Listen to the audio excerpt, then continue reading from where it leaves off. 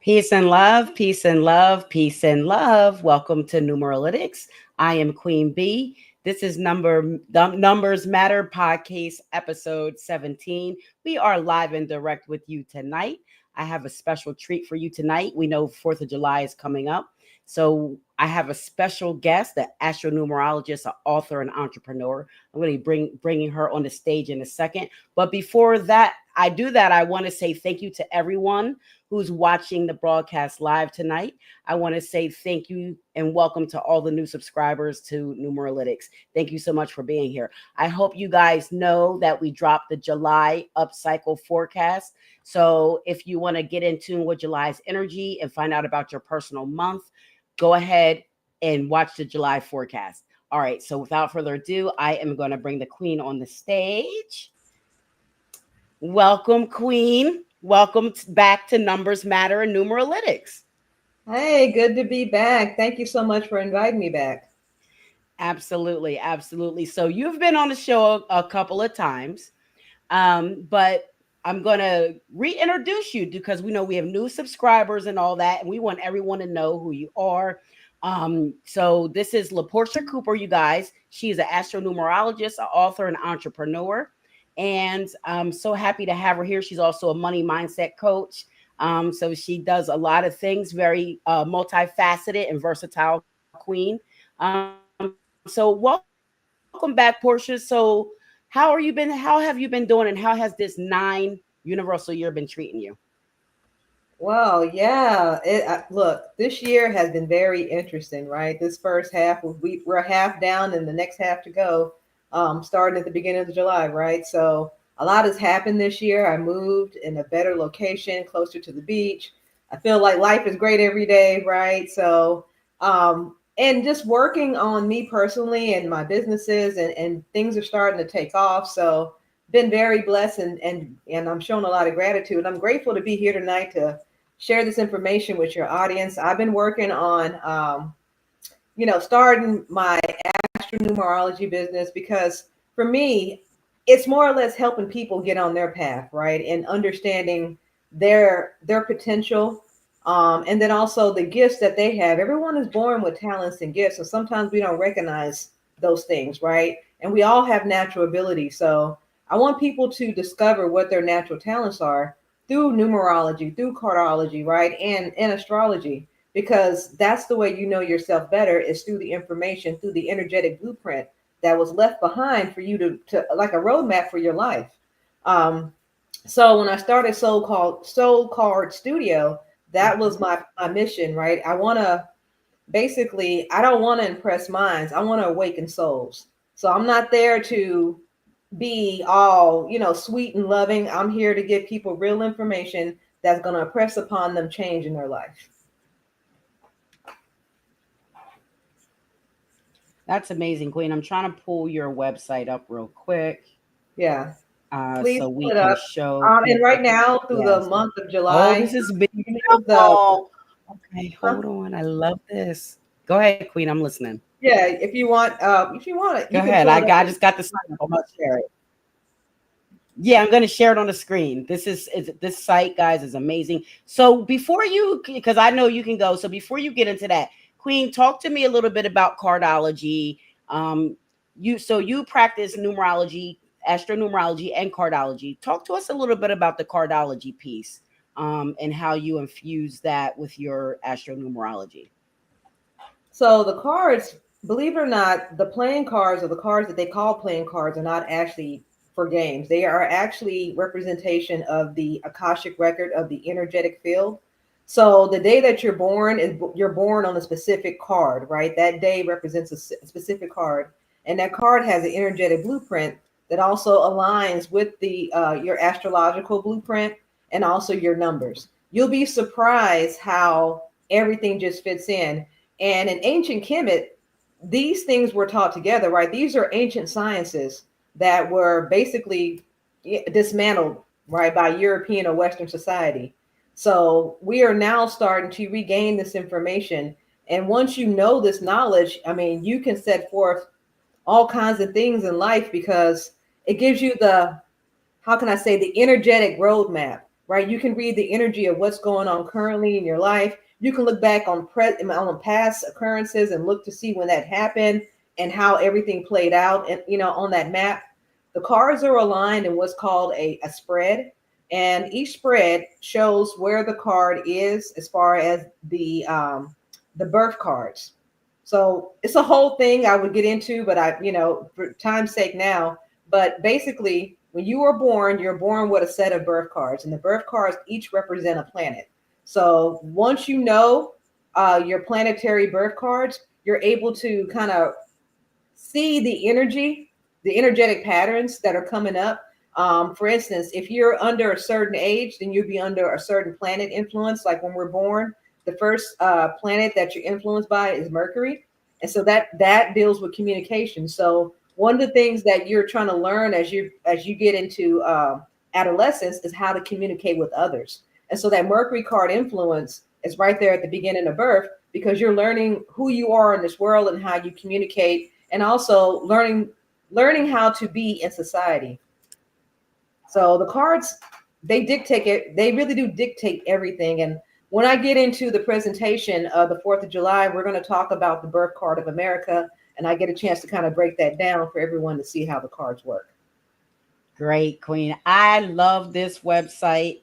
I am so happy to hear that you have launched this website and that you are, starting everything off. I mean, I know you've been doing it for a while, but you know what I mean? You're stepping out there. So I'm so happy to be hearing this tonight. And I'm very excited for you. So without further ado, do you want to go ahead and get into the presentation? I know you have a presentation. Yes. And I just want to encourage those that are thinking about getting on the spiritual path, thinking about putting themselves out there, do it. Right. At the end of the day, you have a unique message that others need to hear. I say put yourself out there, because I was afraid myself, and now I'm starting to get out there. And it's not as hard as it seems, right? I think people are gravitating towards information because this knowledge is needed right now. Especially in the times that we're in, right? We're in a lot of uncertainty, economic uncertainty, and all kinds of things with jobs and just everyday life, right? The cost of goods and services going up. So if we know the energy that we're up against, then we can actually plan better. Right. Absolutely. Absolutely, Queen. And we know all about planning. We're number 2 people, so we love to plan things and make sure that have things well thought out. So before we get started, let's say what's up to the Universal Supreme. We got Quintella and they're standing. She says, "Grand evening, Queen B and Miss Portia, Numerologics family. Peace, unconditional love, and light. Beautiful spirits. Peace to you, Queen." We have Miss Pascale in the audience. I say, Queen, happy early birthday to you. Your birthday is tomorrow. Happy birthday to you, Queen. We got Big E Astrology, my fellow Life Path 9 in the building. Peace and love to you. And he wants to know what your sign is. And I told him that you were Taurus, but if you want to give him your birthday, you're free to do that, Queen. I didn't want to go too far. Yeah, at the end of May 20th. So May 20th. Her birthday's May 20th. And I'm born on the 29th degree of Taurus at that. So one more second, I would have been Gemini. But I came here on a mission. You're talking Big E's language right now. Right? They say the 29 means something here, right? They say when people are born on the 29th degree, they came a lot of fame, fortune, honor. I don't know. It's something about the 29, right? So I'm sure Big E think about it, a lot of prominent people were born on that number. Mm-hmm. Michael Jackson was born on the 29th. Oprah. Yeah. Michael Jackson. Yep. That master number 11. Mm-hmm. All right. Let's see what else is in the audience. Big E said he loves cardology. He wants to learn more about it. He wants to know what his card is. So maybe we'll get Portia to read his card. His birthday is September 10th, 1970. I don't know if you need the year. September 10th. Yeah. Well, September 10th, most likely a diamond, if I remember that off the top of my head. See, I've been studying the cards as far as where they fall in the months, and all of the cards have a certain order. So your spades are the older souls, and so you'll find, all the spades are played out basically through January through June. The last spade played or played out was yesterday, July 1st, and that's the Ace of Spades. There are no more spades for the rest of this year. So anybody born after July 1st means they either have to be a club, a diamond, or a heart. And the first heart doesn't appear until the end of June, which is June 30th. So the hearts don't start until, the halfway through the year. So that's why I can kind of guess where his card is. Cool. Yeah, but I'll have to pull my chart. Let me see if I have it close by. Yeah, here's my chart. Someone said, so you're Queen Club, correct? I don't know who they are. Yes, I am a Queen Club. Oh, you're a queen. You're a Queen of Clubs. Okay, cool. Yeah, cool. Queen Clubs are the mother of intuition. And in the peer spread, like if everything was perfect, all the cards were lined in order, the Queen Club would be sitting in the center. Right? Cool. So before we fell to earth, the cards are in perfect arrangement. Once you fall to earth, then we're in what's called the life spread, where there's chaos. And so that's the reason why the cards are not in order in the life spread. Mm-hmm. Very cool. Very cool. Big E's mom was a yep, Taurus also. I knew it. Look, he's an ace of diamonds. Right? Big E, you're an ace of diamonds, Big E. Yeah, he's the same as very sharp about his money. A lot of resources, right? Abundance of resources come at his fingertips. That's what the ace of diamonds is. And of course, diamonds represent values, right? So he values family, right? Yes, he does. That is very true about him. Very true. I can attest. Very true. All right. Well, this is great. I'm so happy to have you here, Queen. So I'm going to get your 4th of July slides up. So talk to us about why you wanted to do, obviously it's the 4th of July. So you wanted to, that's probably why, but what made you choose to do this? And what was your thought process behind choosing this holiday to break down? Well, me personally, I like to know the real meaning of things, right? Why do we celebrate this? Why do we celebrate that? And, the American colloquialism of holidays, which are holy days. And I'm like, well, this has nothing to do with religion, right? As far as it being a holy day. So why is it that we celebrate this day, and what actually occurred during this time period that they said that we went and became independent? What's the true story behind that? And so I think part of that is the fact that, like you said, we're number 2s. And so with a number 2, I like getting to the bottom of things. And with the Scorpio moon, I like to basically look behind the veil of things.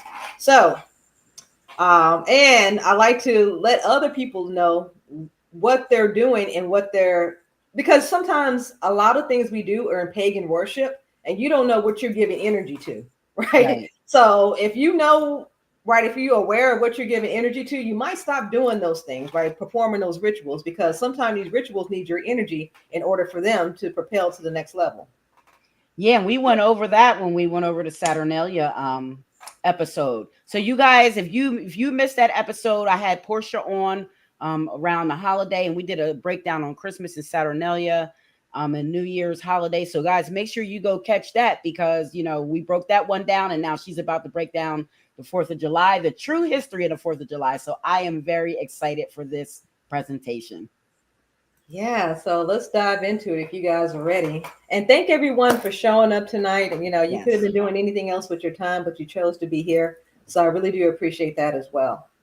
We absolutely appreciate that. Yeah, thank you. Thank you for having me. So let's dive into the true history of the July 4th, right? So actually, the 4th of July is rooted in 3 things: Deism, astrology, and Sirius, right? So those were the 3 things that were taken into account. Now, I'm not going to say they didn't know about cardology, because I'm sure they did once y'all see what the card is that for that day. And I'm not saying that they didn't know about numerology, because once I break down, right, the number for that day, you'll see why they chose that day as well. So I think there were a lot of various factors as to why the July 4th date was chosen. Because once I get into it, you'll find out that the Declaration of Independence wasn't even signed on the 4th of July, to be honest with you. Some signed before it, and a lot of them didn't sign until the following month. So let's jump into it. Everybody heard the traditional story of July 4th, 1776, which, they had the Second Continental Congress, and they basically had the adoption of the Declaration of Independence, thereby Americans declaring their independence from Britain. This date is traditionally understood as the culmination of political debates and legislative processes, and is celebrated annually as symbolic moment America's national birth. Right. So this is what they told us. So those 13 colonies basically got together and said, you know what, we're tired of, you know, the Queen Mother, right, ruling over here. This is our territory now. We want freedom from them. So basically, we're going to have this document signing our independence. So that's what they decided to do. Now, what gets me in this whole process is that before the European settlers got here, right, there were people already here. But of course, nothing is founded until the Europeans show up, right? Not until, the Caucasians show up and then all of a sudden something's discovered. So they decided to basically take control of this land is basically what they did with that piece of paper.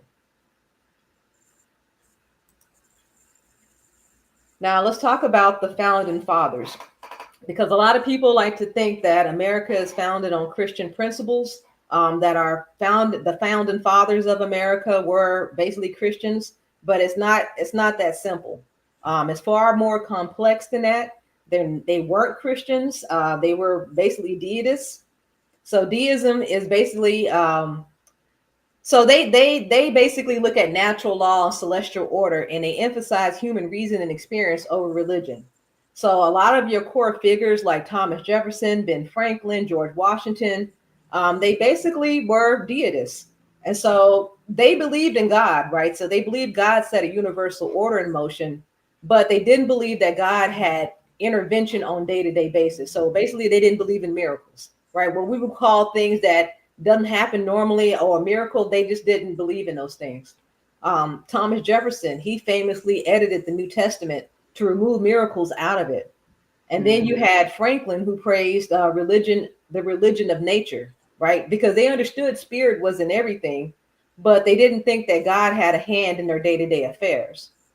And Washington, he wrote letters showing polite respect towards the churches, yet he limited his personal dogma towards them. So basically, deism shaped their preference. And so when they framed this country, their framework was basically explicitly over Christian covenants, meaning that they didn't believe in Christianity, right? They didn't believe in Jesus. So a lot of their views didn't align with Christian traditions, right? So there were more deism, rational religion, Unitarianism was another form of religion that some of them believed in. Mm-hmm. And then you even had Thomas Jefferson, who made this quote: "Christianity is the most sublime and benevolent, but most perverted system ever shown on man." So that sums up how he felt about Christianity right there. And as a matter of fact, he had basically admiration for Jesus' morals, but he didn't see Jesus as divine. He just saw him as a regular man. And, when he talked about the nature of God in the Declaration of Independence, it's characteristics of the deist thought, not Christianity. As a matter of fact, Jefferson himself had removed supernatural elements out of a Bible. So he called it the Jefferson Bible, because he had removed like the supernatural elements, like the burning bush and all kinds of stuff, or Jesus parting the Red Sea. All that stuff was removed out of his version of the Bible. Now, you also had John Adams. Of course, he was a Unitarianism. He had a little bit of deism, but again, he was not Christian. Ben Franklin, right? Another deist. It just, none of them were Christian. At the end of the day, list just goes on and on. It goes on and on, and then the way that they, in their views of God, wasn't the same, right? They just saw God as the being that created everything, but that was just it. That was the limitation of God. And George Washington, he didn't even really mention Jesus, right? Mm-hmm. He didn't even say his name because he didn't believe in him. So go figure. So everybody thinks America is Christian, but it's not, right? It was not founded on Christian principle. These people didn't even like Christianity. Queen dropping bombs tonight. I gotta get my bombs ready. I gotta get them ready. So I gotta cue them up. And that's what I wanted to do, right? I wanted to give you the mindset of these people before we hop into, what took place, because we got to understand what their psychological makeup was at that time in order to understand what we are celebrating, right? Because it's their energetic blueprint that is all over this country. And a lot of them have Masonic beliefs on top of that, right? And so with Masonic beliefs, they had their own structure and their own, and so they believed in astrology as well, right? They were always casting horoscopes for big events. Freemasonry, prominent among founders, preserved Renaissance tradition that linked geometry, architecture, astrological timing. And then in 1776, you got to think about it. Remember, they started separating astrology and astronomy in the late 1800s, right? So with that said, during this time, they both were taught one and the same. Universities taught planetary correlations as part of natural philosophy, right? And so the constellations we saw in the sky, as far as Taurus, I don't know why, Gemini, Virgo, right? There's actual constellations that represent these signs, and so they're all one and the same, and so that's how it was studied. So it's really amazing how they separated those two things when they're both the same. Like, you can't really study astronomy without the astrology piece, because it's the energy that we're focusing on, right? Those stars, those planets that make up those constellations actually have an energetic blueprint that affects this country or this planet. So at the end of the day, most astrologers conveniently use July 4th, 1776 as the birthday for the United States in this natal chart. And so if we look at July 4th, well, that places the natal sun of America in the sign of Cancer. And at the time, the moon was in Aquarius. So some astrologers propose that founding father deliberately chose July 4th during an astrological fortunate conjunction of the sun and Jupiter, which is considered highly lucky, right? Highly lucky to have the sun and Jupiter, right, in the same sign.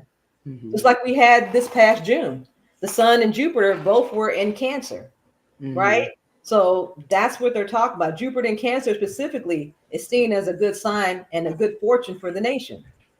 So let's talk about Pluto, right? Because at that time, Pluto was in the 27th degree of Capricorn in the second house. And the second house, what does that rule? Well, that rules money, right? Money, values, resources. So paying taxes to Britain, that was the issue for them, right? Because they wanted all the monies and they wanted their independence and they didn't want to have to pay those taxes to the British to live. So that was the upheaval. Pluto comes in to disrupt energy. And Pluto in Capricorn signifies a period of profound and sometimes challenging transformations. And it really is a matter of power when it comes to Pluto being in Capricorn. It's all about power, authority, social structures, right? So when Pluto is in a house, trust me, it's not there to rest. It's not there to chill. It's there to disrupt and it's there to transform. Transform, yeah. Yes. Rebirth is coming, baby. That's what I'm talking about. And so America went through that during that time, right? When they fought for their independence, is because Pluto was in Capricorn at the time. Right? And so it really shows how ingrained patterns of authority and hierarchy are and how liberating and limiting both of them can be. Right. So it was that kind of push-pull energy between the colonizers. I can't even call them Americans because they were colonizers at the time, and the British. So with this placement of Pluto in Capricorn, this encourages a deep examination of the power dynamics, material security, and a need to build lasting structures. And so what did they do? Right? They built a lasting structure after that. After Pluto left out of that, I mean, Pluto was in Capricorn for a while, but what I'm saying is that transformative energy disrupt a lot of plans for the British, but the colonizers have their own agenda as well. And so they wanted to build an everlasting structure here, right? And they built this nation. So when we're talking about Pluto, we're talking about transformation, we're talking about authority. And when it's in Capricorn, it brings like even deeper scrutiny, right, of societal structures, of the power dynamics. So this is going to be a lot of struggle, right? A lot of upheaval, reevaluation, leadership style, right? I need to break free from outdated limiting structures. So it's no wonder why they went through that revolution during this time. Yes. I mean, because the planets were there, the energy was already there. So it also can lead to transformation of your relationships with money, property, and overall financial stability. So this could mean you regaining control over your resources or making difficult choices about investments or even experience significant losses or changes in financial security. So if Pluto's in Capricorn, it can be emotionally and physically intense. And what it makes you do is confront deep held beliefs and values, right? Whatever you thought you believed in at that time, you start questioning that. Because again, Pluto's there to disrupt and transform. So basically, what you're doing is shedding old skin, right? When Pluto is involved. And people who have Pluto in Capricorn have reported intense life experiences, job losses, relationship changes, even the loss of loved ones. And this can also lead you to a deeper understanding of power and authority and a need for your own personal transformation. Now, this is what's crazy. And because I want to kind of fast forward to what's going on now. Because believe it or not, so 1776 was almost 250 years ago. Yes. And Pluto makes its return every 248 years. So what does that mean? Well, that means that Pluto returned last year. And guess what month? November of 2024. And who got elected in November of 2024? And what's going on now? Right. Now, I can't make this stuff up. Right. And I mean, and whether you like it or not, there is upheaval. Right. And we're challenging authority and what power is. And we're looking at societal structures again. It's a complete reformation of what we know life, what we used to know life as, right? With all the ICE raids, the deportation of people, all the jobs lost, all the what the organizations being closed down, right? Because he's talking about closing down FEMA and other government entities. I mean, it's going to be a whole new structure, right? A whole new way of life that we're going to have to deal with. The whole new world, as they call it, the new world order. The old has to be torn down to make way for the new. And people forget that. They forget we hold on to things of the past. We cling on to temporary things. This life is temporary, right? Why are you holding on to things that aren't real? And that's the part. That's the kicker that we don't ever think about. We don't ever think about that our life is just a blip, right? You're here today, gone tomorrow. You live the dash in between those two dates. So why are you holding on to things that are meant to go away anyway? Facts. So, like I said, Pluto right now, like I said, came back on us November of last year, and I'll be doggone if it's not disrupting again. And so it's going to encourage us to build lasting foundations, also confront deep-seated fears. There's a lot of fear going on right now, right? And people are having to confront those fears right now of maybe losing their job, of uncertainty of the future, all that good stuff. But absolutely, at the end of the day, it's going to sharpen you, and you're going to emerge with a stronger sense of self and purpose, right? So this is the transformation that was happening in 1776, and this is the transformation that started happening with us in 2024. Where's my bombs at? I ain't got the bombs ready. Hold on. I love it. I love it, right? Because people need to know this information. People think that, oh, it's just Trump doing this and Trump doing that. No, it ain't Trump, right? He's just the figure, or or maybe the figurehead for the energy that's going to be that's going to happen anyway. And it's almost like it only could have been him. Imagine, I don't know. I mean, imagine anybody else, what other way this really could be going. We could be at full blown war right now. in full-blown World War III. We know, there was some bomb activity going back and forth, but there's been some peace talks and different things like that, some ceasefires. Who knows where it could go? So maybe he was, the right person to navigate that. Who knows? He was the catalyst for the change. He was the scapegoat that they needed to get that agenda push. But at the same time, the change was inevitable. There was nothing we could have done to stop what's happening now. Mm-hmm. Only thing I wish it just would crumble quicker. I'm ready for the new. But once you start reading astrology, the cards, and all, like I told you, these are energetic blueprints. And once you start looking at it from that point of view, then you'll understand there's a greater purpose at hand. Mm-hmm. And what looks bad today is going to be greater tomorrow, right? Yeah, that's that saying. It always gets greater later. That's what I'm telling you, right? It's going to be better. So we have to get out of that mindset of trying to hold on to things from the past. Right. So what does this have to do with Sirius? Right. So we talked about the astrological piece of it, right? And why they chose that date and what was going on energetically, right? With the energy at that time and why it was just right. It was just right for them to do that. Now with Sirius though, now again, these people followed the stars, right? They knew about astronomy, astrology, and all that good stuff. So they knew where Sirius was and what Sirius was about. So what is Sirius? Well, Sirius is formerly known as the Alpha Canis Major. It holds a distinction of being the most luminous star in the Earth's night sky. And it's appearing almost twice as bright as the next brightest star, which is Canopus. Now, each year, you can see Sirius Sirius is very bright, but you have to know what you're looking at. You can actually see it with your naked eye. Each year around this time, July 3rd through the 7th, the sun lines up with Sirius.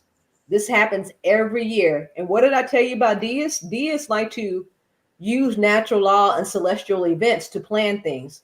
They feel like that's more predictable than you just pulling something out the air, right? If I know that Sirius lines up every year at this time, then I can predict certain things to happen. So this is also known as at the Sirius Gateway. So this is actually known as a portal, right? That a whole lot of energy comes down on the earth during this time because the sun and Sirius are lining up. Now, Sirius actually got its name from Sirios, which is a Greek word which means glowing. Astronomically, Sirius is the binary star system. So you have a Sirius A and Sirius B. Now, let me tell you something crazy. The Dogon tribe knew of both these planets because Europeans for the longest had no idea about Sirius B, right? Didn't even know it exists. They knew Sirius A because it's the brightest thing in the sky. But you can't really see Sirius B with the naked eye. Had no idea, but the Dogon tribe knew about this. How is it? How these people are linked to this information? Because they didn't find it later on until the 1900s through a telescope. Did they see Sirius B? But, tribal people had that knowledge way before the telescope. Right. So basically, Sirius A is twice the sun's mass and 25 more times more luminous. Now imagine that, 25 times bigger than the sun. Now, Sirius B, however, is just a faint white dwarf, right? It's very, very faint. It's almost equivalent to the sun, but the diameter is just as bright as our sun, but its diameter is closer to the Earth size, right? So it's not big at all. Now, the Sirius system is one of Earth's closest stellar neighbors, situated about a distance of 8.6 light years. But we can see the brightness of Sirius that far away, just to let you know how luminous that planet is. It may be a planet, it may be a star. We're not able to travel out that far, but we definitely can see the light from the star. Now, astronomically, both bodies occupy roughly 14 degrees of Cancer during this window. Because the sun glare hides Sirius by the day, the conjunction is not visible, but is easily calculated. So they know it's there, right? These people have studied planetary movement for centuries. So, and then the Egyptians knew this as well, right? They took advantage of this time when Sirius was in alignment. And some say it opened up a portal or a gateway for them. So it would be known to observers in 1776 that this recurrence is precise enough to form an annual marker. So that's another reason why they chose July 4th, because when does Sirius line up with the sun? Between the 3rd and the 7th. So why not choose a date that we know that this happens every time, right? Because again, they like to plan things according to planetary movement.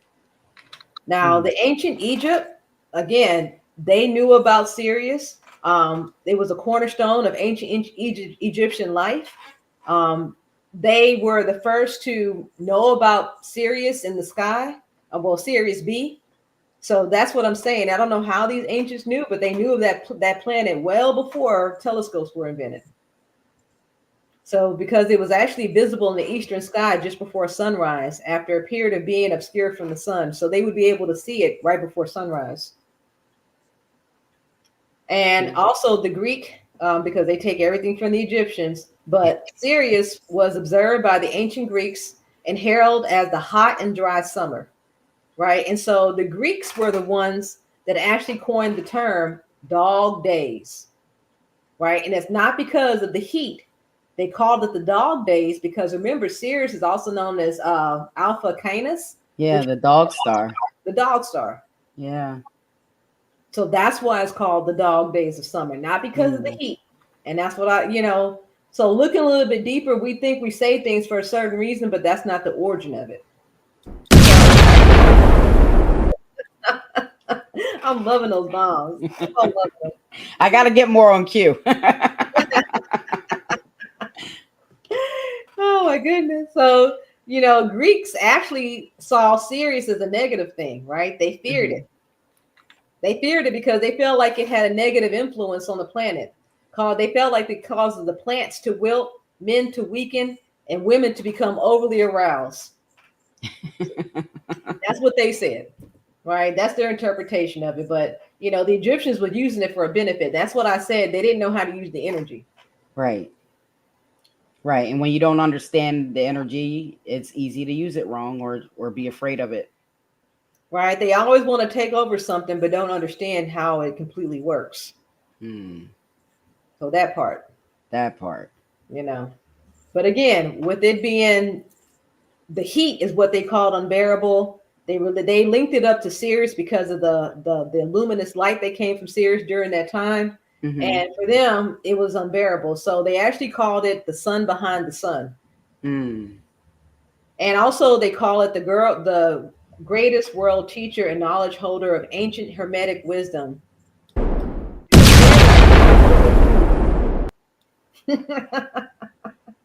And so with that said, they said that Sirius actually inspires high ethical standards, freedom seeking, and human rights. I can't make this up. And so its intense energy is believed to act as a catalyst on a global scale, expanding human consciousness and linking individuals' missions to universal causes, guiding discernment between right and wrong. So so they use this date and they're tapping into this energy while they put the rest of the world to sleep, while they do what they want and build their structures and build their systems. And this is what and then they just got us blindly following this stuff. Right. Now you're getting it, right? Right. So yeah, they knew about this stuff. That's what I'm saying. And that's what I'm posing as a question. Did they know? Did they? Yes. I was venturing. Coincidence? I don't know. No. I definitely think they did know. And we know they knew because, like you said, the Egyptians, they were the world thought leaders on all of this stuff. They were the authority on these ancient sciences, right? Where did everyone go to study? That's where all of the knowledge of the world came out of, right? So if they went in and invaded Egypt and took over all of the knowledge that they had, stormed the temples, took all the information, of course they knew. They studied the information. They used that information against the people. They used that against us, and they used it to build their empire. That's the way that I see it. And you see that through, like you said, the 4th of July, and even through the Juneteenth broadcast that we did a couple weeks ago Yeah. with Nick, he was talking about one of the people who, I forget if he said they were in the Congress or they were something with the early political arena of the United States, and they were a known person to use the occult sciences. Yes. So yeah, so they definitely knew about it, and they know about it now, and they still use it to their advantage. Yes, because the example I like to give is when I looked up, so I was looking up businesses and their founders, and I looked at Bill Gates and Microsoft. So Bill Gates was born October 28th, so he's a one, right? A 28 one at that. Very powerful number. Yeah. But when he founded Microsoft, it was April 4th, 1975. So right there, 4-4, right? Because April's the fourth month, the fourth day. But then 1975 equals up to a 22-4, right? Master number 22-4. So 444. And the kicker, the card of that day was the 4 of spades. Now drop a bomb on that. So you can't tell me that he didn't know, right? That was the perfect day, because 4s complement 1, right? Isn't the 4 compared to the 1? They're sun numbers. Yeah, sun numbers. Yep, absolutely. And 4 is the number of scripture. Right, and that's how I know. That's how I know they know. That's how you know they knew. Yeah, they do. And then when you look at the United States, I mean, everything about it is the 4, or 13, the 4. So how else you mean to tell me all that's just a coincidence? Right. And obviously they knew about the power of the 13, right? Right. That number shows up everywhere, but it's supposed to be unlucky.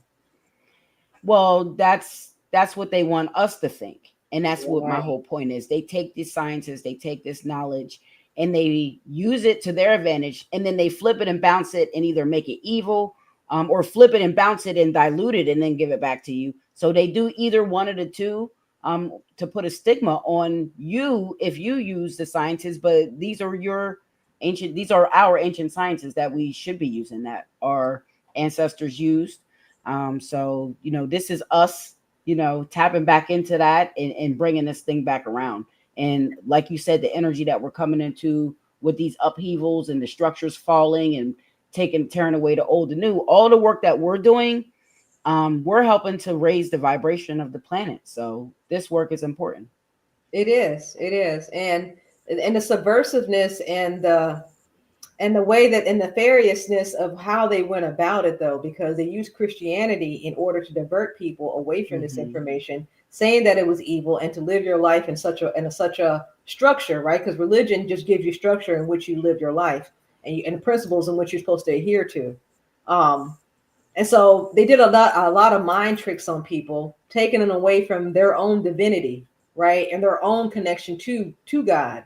I think that I think a lot of people are coming out of the slumber of religion and seeing that you can have a one-to-one relationship directly with God. You don't have to go through a preacher, a church, or anything like that in order to have that connection. So, so I think some of us are waking up, and that's why I'm here. I'm here to wake people up on this holiday, because we just sit around thinking it's about barbecue. We think it's about fireworks. We think it's about, a lot of, unfortunately, a lot of African-American families, we like to have family reunions around this time. I don't know why, but for some reason we do. Because if you think about it, in 1776, we weren't free, right? The ones that were slaves, they weren't free. So what we celebrate independence for anyway? Right. To this day. Right. To this day. Right. Get me started. July 4th, 1776. If your ancestor was a slave, I guarantee you he or she was working that day, right? They weren't out eating barbecue. Right. So that part. Or they were the food at the barbecue. Right. That part. So that part. So let's keep it a buck. So we also want to keep in mind that the Sirius is also known as the Earth's spiritual sun as well. So Sirius has many names, and it's been known for a long time of its existence. Like I said, it's a 2-planet system. Of course, the larger one has always been seen, but they didn't know about the smaller one until later. So let's go into why the 4th of July. So this is where I really break it down. So it was on July 4th, 1776, that the final word of the Declaration of Independence was unanimously approved by Congress in Philadelphia, and the document was subsequently sent to the printer for widespread publication. This act of finalizing and publicizing the Declaration became a symbolic moment of the national birth, solidifying July 4th in the public imagination. Notice I said public imagination, right? Yes. Because it sounded like a historical process took place on that day, and there was popular understanding that July 4th as the singular moment of the national birth, or the resolution of independence from Great Britain, was finally adopted by the Second Continental Congress, actually on July 2nd. So that happened, well, today, right? Today's July 2nd. So on 1776, July 2nd, that's when they actually adopted it. So you had John Adams. That's interesting. You know why that's interesting? Because the Civil Rights Bill was passed on July 2nd. Yep. I'm going to be breaking that down soon. But yeah, that's why that's interesting to me. I like that. So John Adams was one of the first people to sign it. He famously predicted that July 2nd would be the date celebrated as the Great American Holiday. Yeah, the Civil Rights Bill being passed. I'm joking. So the Civil Rights Bill was passed on July 2nd. But what year was that? Well, it was in the 60s. I think 1964 or yeah. But it's interesting that they chose July 2nd. So I'll be curious to find out your breakdown on that. Because again, given the energy, right? You already know what was happening around this time. Right. So why did they choose that particular day? And July 2nd in Cardology is actually the King of Diamonds day. So that's a day of business, right? The King of Diamonds rules business. He mastered money. Always has resources. That might be why they picked it. Huh? That might be why they picked it. Because that's all this country is a business. Wait till I talk about the card that this day falls on. You're going to be like, you know what I'm saying? Shut your mouth, because you're going to fall out your chair. So, let me get back to John Adams. So he was predicting that the 2nd would be the day that we would celebrate the holiday, recognizing the significance that the day the colonies formally severed political ties with Great Britain. But contrary to popular belief, again, because I said in the public imagination, we think that this happened on the 4th of July. Only 3 people signed the Declaration. You had John Adams, of course, John Hancock, and then you had Charles Thomas, who signed the Declaration on the 4th of July. The majority of the delegates, however, they were scared because they felt like it was treason to go against Britain, right? And so they were like, look, before I put my name on that, we're going to see how they fare out. And if they live, then we're going to put our name on there later. So a lot of them they waited until August. So the whole thing didn't even take place until August. You had some that signed that day. You had some that signed the day before. So people think that everybody was in one room, right? Because when you see the cartoons or the depiction of it, they make it seem like everybody was standing in one room signing the document, and John Hancock was the first one. But that's not how it worked out. So why did they choose July 4th, though? Because, again, so they waited to August 2nd or even later to put their signatures on it. So the widespread observance of the Independence Day on July 4th only became commonplace after the War of 1812. Wow. So after the War of 1812 was when they said, well, we're just, July 4th is the day we're going to pick. So this was the whole time before up until then, they weren't really doing anything with that date. Nope. It was not declared. It was not declared. Because again, they all didn't sign at the same time. Right.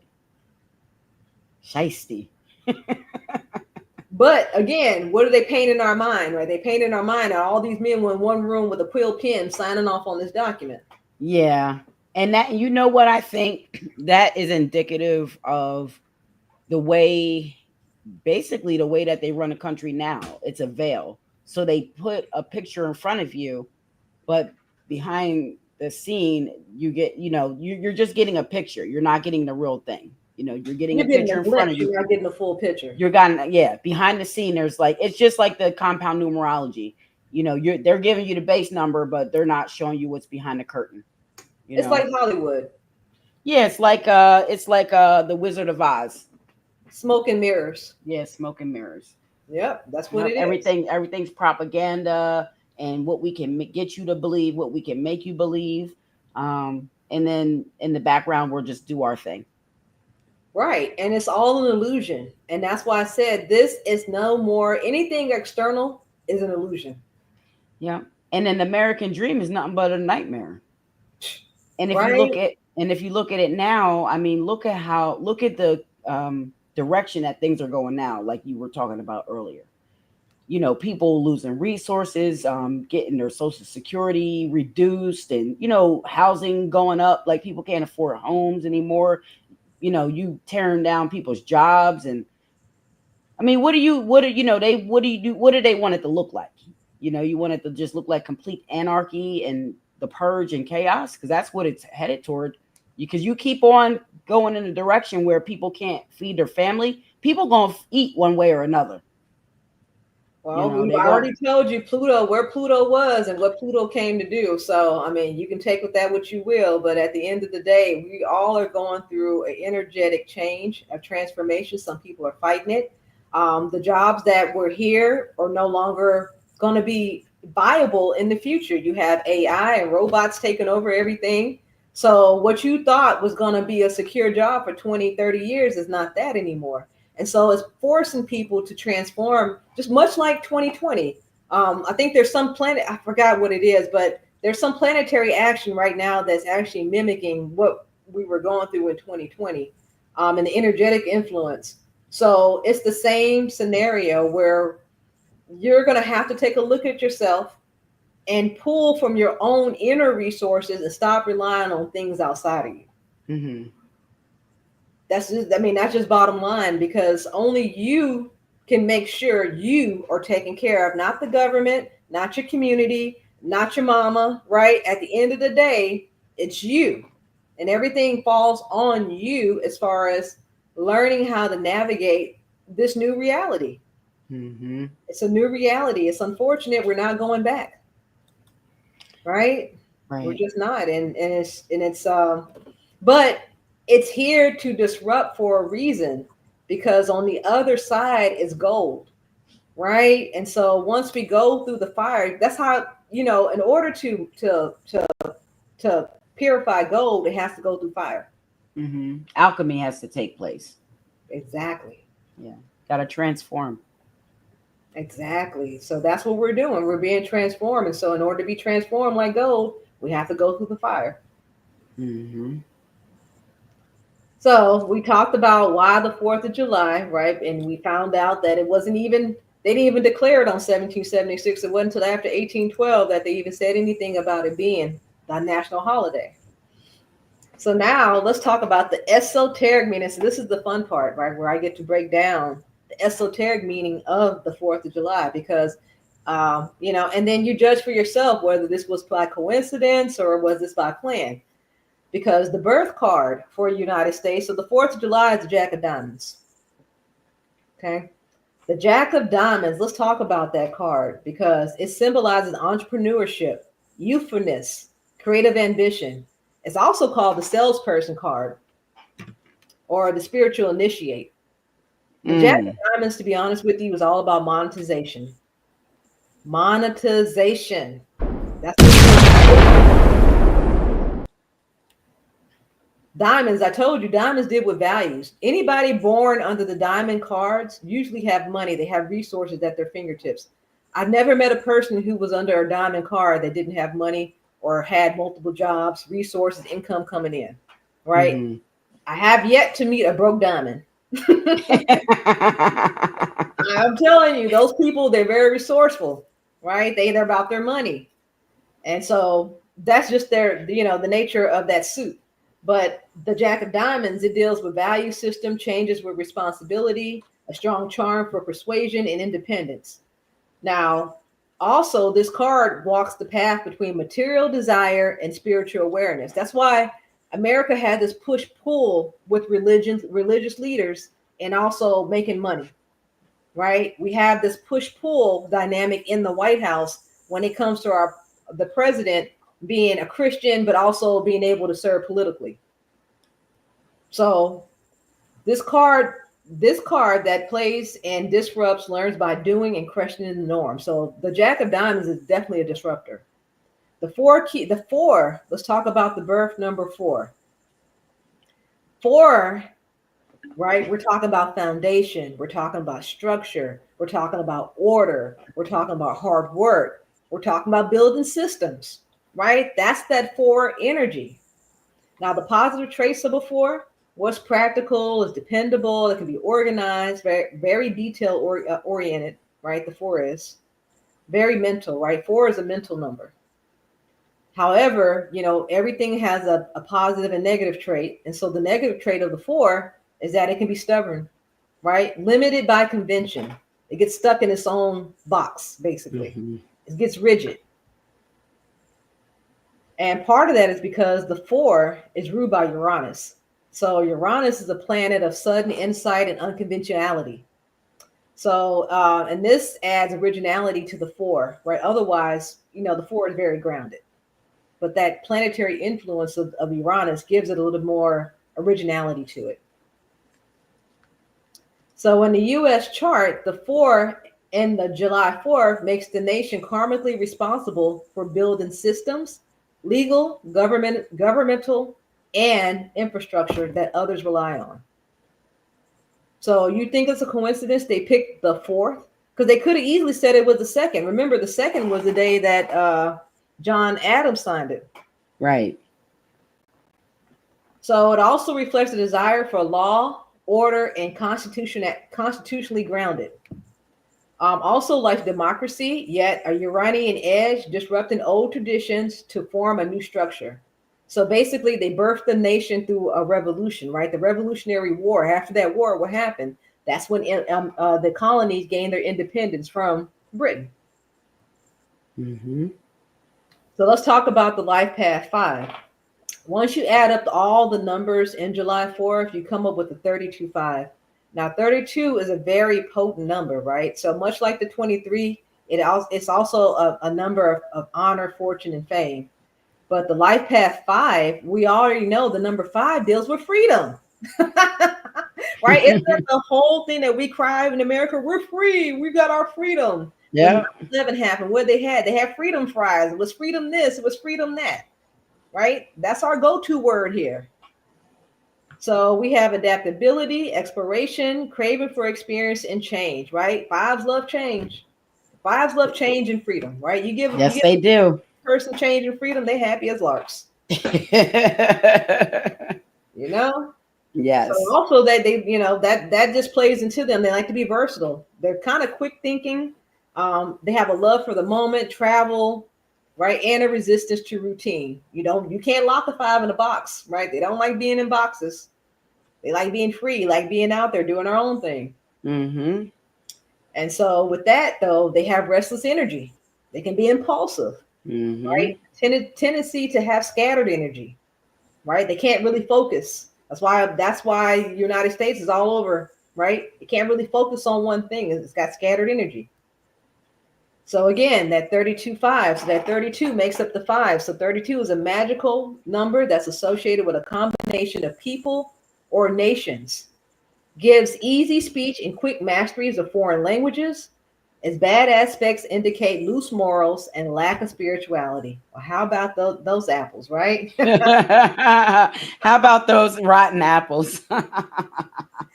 Right? Am I not describing this nation just through the numbers? Right. I'm telling you the essence of this nation through these numbers. So symbolism of 32, often referred to as the politician's number. I can't make this up. Right. 32 is also known as the politician's number. So you can't tell me, or maybe they did, maybe they didn't figure out the math on this. No, today equals up to 32, right? Symbolizes speech, persuasion, charm, and diplomacy. Now, of course, everything has a shadow side, and so it can be very superficial, manipulative, right, and insincere.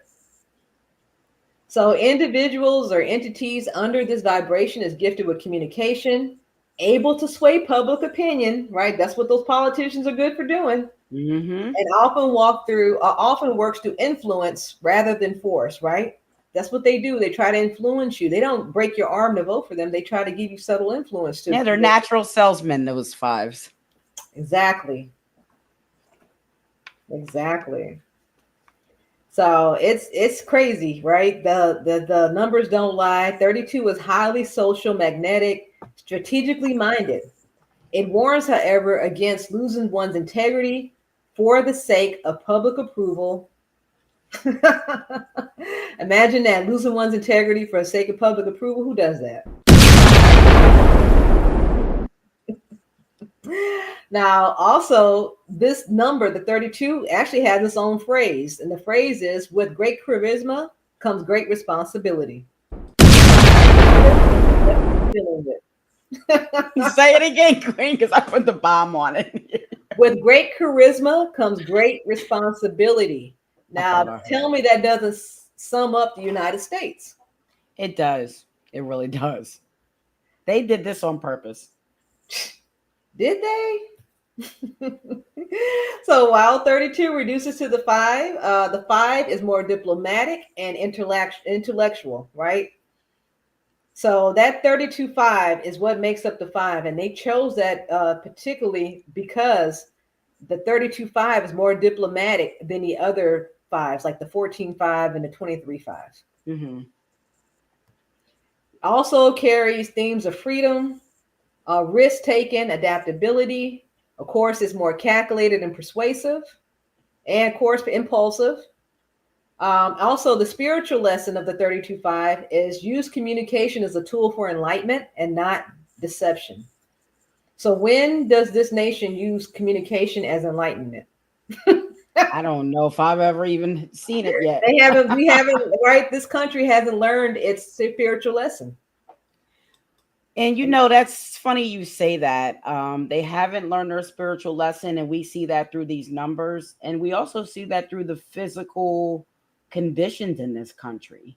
Mm-hmm. You know, there's a debt owed to Black Americans in this country that is yet to be paid. You know, also speaking about the lies and the propaganda around our history in this country, the erasure of the history of us in this country, the lies told around our origin of this country. So they still haven't even fessed up to that alone. So that alone, and I mean, all of that is really the basis of, you know, how this country was founded, you know. Exactly. So you're right. They have not learned their spiritual lesson, Queen. Absolutely. No. And they're still deceiving us with the communication. Right. You know, and I think they do it to the wheels fall off. I don't think they ever get truthful with it. Well, once people realize that this is not a country, it's a corporation, right? And therefore it's being ran like a business. You know, America was incorporated in 1870. Once that Civil War ended, they had to find a way to unify the states. And so that's why you have state of. Anytime it's a state of, you're dealing with the corporation, right? The federal government. When it's California state, then you're dealing with the actual state, right? With the people. Older law that was in place before the federal government took over. So once we understand how this nation was set up and how it's being ran, and you can see why, because the numbers are all there for it. There's no other choice but this country to be ran as a corporation. Now or when you say you're a private citizen or you're a citizen of the US, you're actually saying I'm an employee of the American corporation. And look, I have an employee ID. Here's my social security number. So that's 100% correct. I mean, I could talk about this stuff all day. I mean, it is really mind blowing how things are not what they seem. And we just fall victim to thinking things are the way they are because they are this way. No, there's a reason why these structures are in place, right? Because these people want to control you. And people need to understand too that, we are the people, we have the power. We can take this power back, and we can make things go the way we want them to go. But it's not until we all decide that. Again, we're going back to the spiritual lessons of America. True power comes from not control, but inspiring evolutions in others. That's another spiritual lesson they're supposed to learn. They have not. Yeah, they have. I don't think they're going to learn any of their spiritual lessons. Avoid becoming addicted to appearances for the approval of others. That's another spiritual lesson that this country has to learn. Develop inner freedom as deeply as outer liberty. So that 32-5 energy makes US a charismatic leader, yet demands that balance influence with integrity and freedom with responsibility. And they have not learned to do that. And so we keep repeating these spiritual lessons that I just told you about, right? Avoid becoming addicted to appearances. Use communication as a tool for enlightenment, not deception. True power comes from not control, but inspired evolution in others, and develop inner freedom as deeply as outer liberty. So until America learns those lessons, we're going to be doomed to repeat the same things over and over again. Sounds like it. Go ahead. I said, sounds like it. And, Queen, these numbers and cards don't lie, so I just broke it down for you right there. Yes, I know they do not lie. So is it by coincidence? That's my question. So I'm going to break this down for you between the Jack of Diamonds and the Life Path 5, right? Why they chose this date. So the Jack of Diamonds is a value disruptor, a rebel to the traditional system, right? The system of wealth, power, and spirituality. And of course, the Life Path 5 is freedom, adventure, right? Love, liberty, and experience. So together, these two influences makes you, the United States, a pioneer nation, one that pushes boundaries while redefining what it means to have value, identity, and freedom. So the revolution and founding of 1776, classic Jack of Diamonds, Life Path 5 influence, because it was a breakaway, right, from a monarchy, which is a breakaway from traditional value system, to establish a new system, right, which is the democratic experiment. But this was no more than an experiment. And don't think that Americans don't have ties to Britain. They still pay tithes to the Queen, right? Well, she's dead now, to the King, in the form of our what they call Federal Reserve, right? Because when they went into war, they actually went into debt and they had to go get money from Britain. And Britain was like, well, how are you going to pay us? Right? Oh, I know how you can pay us. Make the citizens of your country basically our slaves. And that's how that worked out. It's interesting once you go back into the history of everything. So people think that America broke ties completely with England, but they did not. So risky, rebellious, and rooted in ideals of freedom and self-determination. Another influence behind the Jack of Diamonds and Life Path 5 would be the expansion westward, which is the manifest destiny, which is basically like that wanderlust side of the 5, wanted to explore freedom and adventure, expansion. The Jack of Diamonds material focus showed in the land grabs, the gold rush, aggressive capitalist growth, pioneering through exploiting others, right? America was built on the backs of others. And I don't care what group of people you were, right? Because we already know about the African slaves, but how about the Chinese that built the railroads? How about the Mexicans that worked the farms, right? It all was built on the backs of others, right? Basically exploiting people. But that's capitalist growth. Industrial and capitalist rise. So U.S. became a hub for entrepreneurship, invention, risk-taking. That's what the Jack of Diamonds is about. We also had the stock market, big business empires, tech innovation. That's another part of the Jack of Diamonds, right? Its role is as a merchant, right? America is the great salesperson. So remember this that happened a couple of months ago. Remember Trump was saying that he was going to take billions of dollars and give it to the tech bros because they're going to build this massive AI thing and blah, blah, blah. It's going to take all this money. And then trying to drop DeepSeek and only spend $300. Right? Why is that? Because here in America, it's big or go home, right? And it always involves big money. That's Jack of Diamonds energy. Jack of Diamond energy all the way. So, cultural influence. So the U.S. is also the birthplace of jazz, rock, hip hop, many cultural revolutions. Right, we had a lot of revolution through our music here in the United States. As a matter of fact, our entertainment industry is the only export we have.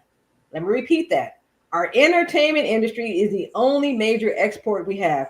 What else do we manufacture here? I'll give you a moment. Right, but we can manufacture a celebrity real quick. Yeah.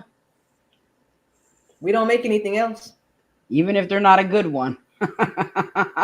Hey, they call Nick Cannon a celebrity. I'm just saying. I don't know what he's famous for. Him and the Kardashians. Right? Who knows what they're famous for? Who knows what they're famous for? Global power and contradiction. The Jack of Diamonds and Five together create a powerful, persuasive force, a world leader in innovation and culture, but also struggles with instability, excess, EXCESS, and moral contradiction. Also, we struggle with consumerism versus spiritual values, war versus peace, freedom versus surveillance. Now, tell me that doesn't sum us up, right? We do have a lot of moral contradictions in this country. We do struggle with war and peace. We struggle with spiritual values here. So, you definitely pulled their card. I said you definitely pulled their card. That's their card. That's their card. See, so guys. What's the core energy of Jack of Diamonds? Youthful innovator, challenge to mature spiritually. Their motivation, personal freedom, reinventing value systems. Their pitfalls, immaturity, manipulation, irresponsibility. So we basically, America is going to have to go from being cunning to being wise. That's the only way to grow. It has to grow up. It has to grow up. But in order to grow up, you got to face your past. We have not. Because we love to say that, we're better than other nations and other countries. But at the end of the day, we don't stack up a lot. We don't stack up. We don't. And with that life path 5 energy, freedom loving, explorer, change seeker, their motivation to experience through adventure and risk. The pitfalls are scattered energy, indulgence, instability. And then the growth path is chaos to mastery through experience, right? 5s have to learn how to be more focused, right? To sit still and actually focus on something and not move around all the time. So some scholars, however, still debate whether the founding fathers of America actually used any form of metaphysics to determine the timing of the nation's birth.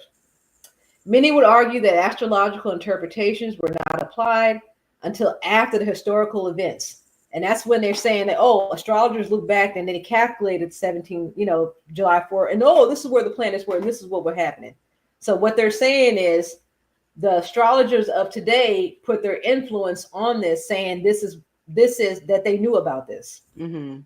Where other people are saying, nah, they didn't know, they just chose that date. So after the historical event where astrologers analyze the date and then infers cosmic significance. So you've heard the facts in my presentation, and I always encourage you to do your own homework. So what do you think? Did Americans' founders have this knowledge in mind? Or is it a case of history being rewritten to fit the astrological point of view? So if you're asking me, I definitely know and think that they had our knowledge, and I believe that they're using it against us. What do you guys think in the audience? Do you guys think that the founding fathers knew about numerology, astrology, astronomy, cardology? Do you think that they picked this date on purpose? So what do you guys think that's in the audience? Right. So was that them looking forward, or was it people looking back? Right. And that comes into controversy, because some people don't believe in this metaphysics stuff, and they don't believe that the founding fathers actually use this information to determine this date. But with all the information I presented in this presentation, it's kind of hard to think that they didn't. Yeah, I mean, they definitely did. They definitely did. I mean, when you look at how much they used that number 13, even down, I think the guy's name was Albert Pike. Why is it Um, not yeah, that Nick was talking about. found the Um, Illuminati? yeah, so they had this knowledge. They stormed our temples. They took all of our historic knowledge and they used it again. They used it for themselves and against us, and they made it a stigma on it for us to use it. Right. Yeah. Right. Yep. People are saying it's all by design. I got the comments up here. This is new. I didn't know we could do this now. You see it? Can you see them? I can't see the comments because my presentation screen is up, Oh, okay. but I Oh, are do you done with the officially. presentation? Let me remove. Are you done with this Yes, part? I'm done. This was, first of all, I want to thank you for this presentation. It was an awesome, excellent presentation. And I do believe that they knew about these ancient sciences and they're using them against us. And we have a lot of people in the audience, and I do like this, but I think it's kind of hard to see. So I'm still going to pull some stuff up. We got Lloyd in the audience. Peace and love to you, Lloyd. Namaste. Thank you so much for tuning in. And then we had a lot. Big E said numbers don't lie. And Right? Quintella thinks that this is a really good podcast. Thank you so much, Quintella. Share it with a friend that Yeah. you think will like it. And Big E was all over it. He said, "Yep, we're still a corporation. Um, illegal business controls America. Yes, we Exactly. we know that. Yep." And That this, Jack of Diamonds, energy. yep, Aya said she thinks they knew. She think they Yep, knew. I think they knew too, Queen. Yep. Let me see. GL, peace, Queen. Queen's up to you. She said the founders are using the knowledge they stole for their own benefit. Absolutely. Absolutely. It's all Yeah. by design. Pascali said it's all by design. And Um, this is what we're celebrating every 4th of July is really the alignment between Sun and Sirius. mm-hmm. Because it's been celebrated for centuries, millennia, right? Because the Egyptians were celebrating. And you And see I that. almost would like to know like what the Egyptians were doing and how they were embracing it. Because I mean, since we already have the holiday, maybe we can just take it back to the real way it's supposed to be celebrated and Right. give it the correct meaning instead of celebrating it in the connotation and the meaning that they placed on it.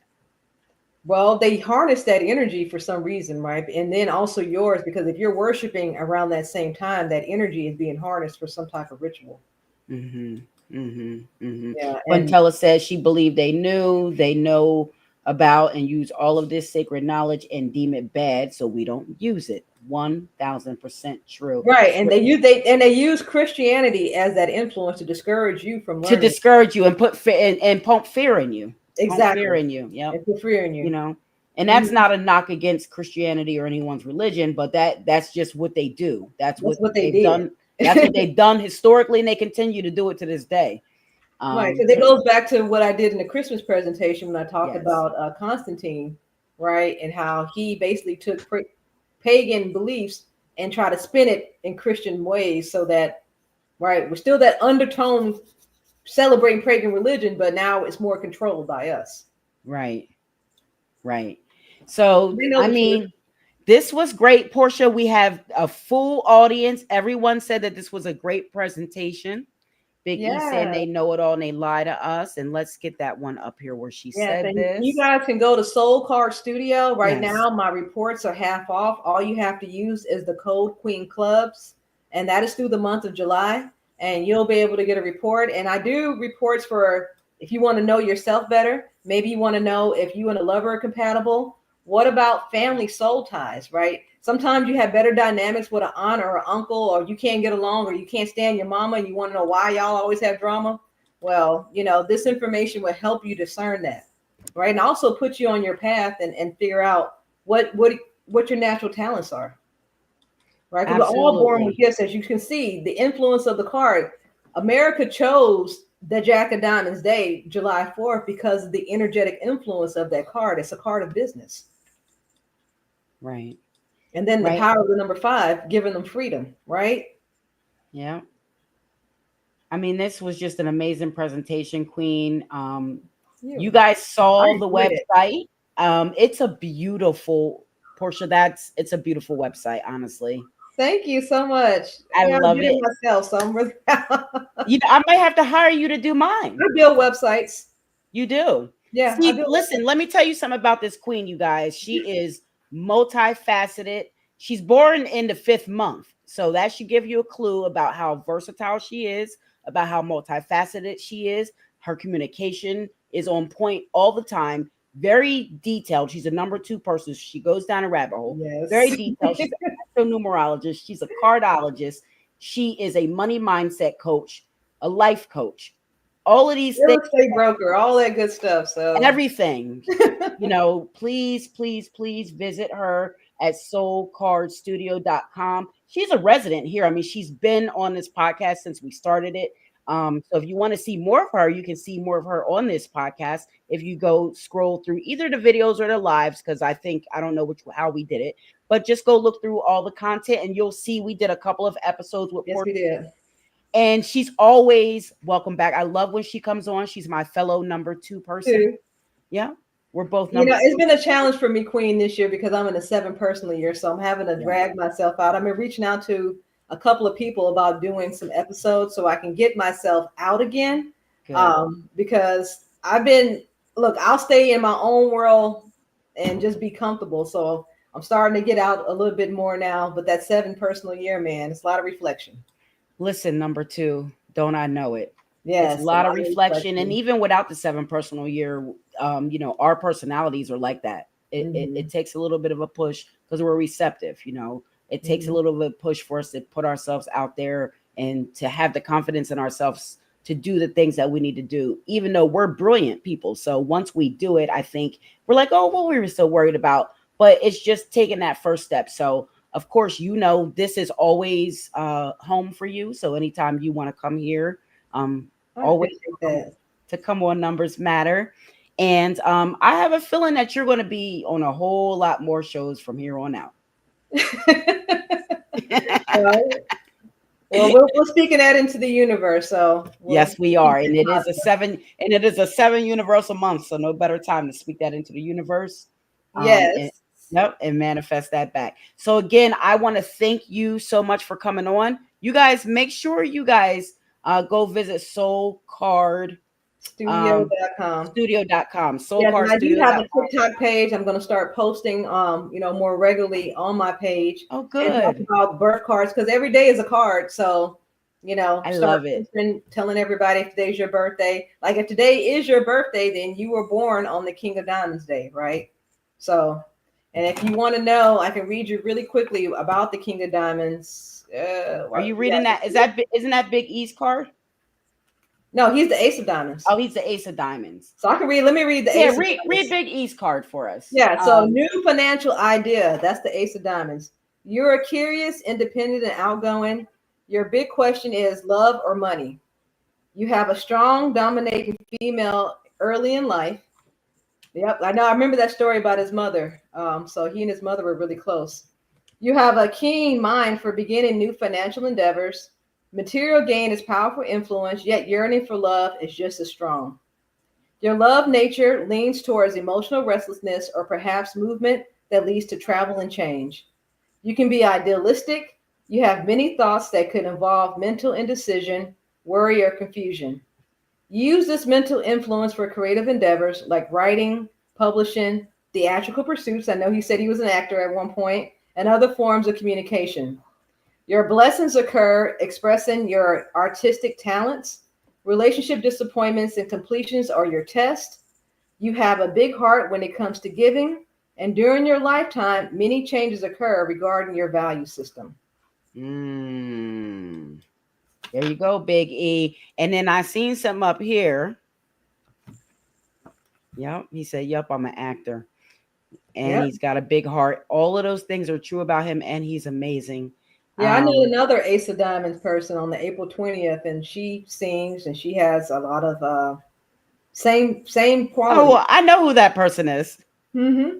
I know who that person is. Mm-hmm. Let me see where I saw this at. Hold on, Portia. Oh, this says reach out to Big E. So see, you already got one other podcast that you're about to be on. Beautiful. Beautiful. I love it. So I am so happy that everyone joined tonight. Um, everything that you said was so true, Big E said.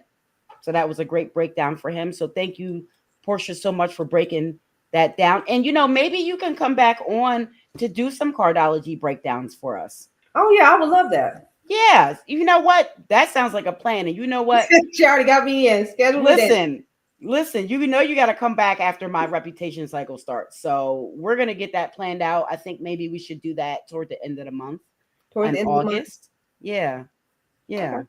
That would be fun. And then we can talk more about Soul Card Studio Yes. and pull up the website maybe, and we can look around, or you could just, like we said, everybody put their birthdays in and you just read their cards. I can do that as well. Yay. Okay. Yeah. It's a date. So I'm excited to come back. I'm excited for you to come back. So I want to right now I want to thank everybody that tuned in live. If you're catching a rebroadcast, thank you so much for tuning in. This has been Numerologics Podcase 17 with LaPorcha Cooper, Astro Numerologist, Cardologist, author, entrepreneur, queen extraordinaire. I want to say queens up. Thank you so much for coming on to teach us the truth about the 4th of July. I hope you guys found this useful. I enjoyed it. And helpful, and so did I. And I always enjoy having you on, Queen. Peace and love to you. Peace and love, and queens and kings up to the nation. Thank you.